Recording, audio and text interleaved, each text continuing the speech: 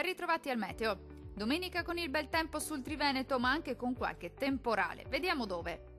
Sul Veneto sarà ampiamente soleggiato ovunque al mattino, con il cielo che si presenterà sereno o al massimo con presenza di poche nubi sparse. Col passare delle ore tempo via via più instabile sui settori alpini con qualche breve acquazzone di calore. Temperature minime tra 19 e 23 gradi. Valori massimi compresi invece tra 28 e 32 gradi circa. Spostiamoci ora a vedere che tempo farà sul Friuli Venezia Giulia. Poche novità, anche sulla nostra regione il tempo sarà asciutto e stabile, con ampio soleggiamento su tutti i settori, specie al mattino. Poi qualche temporale sarà possibile sui rilievi, cielo sempre sereno o poco nuvoloso altrove. Temperature minime tra 21 e 22 gradi.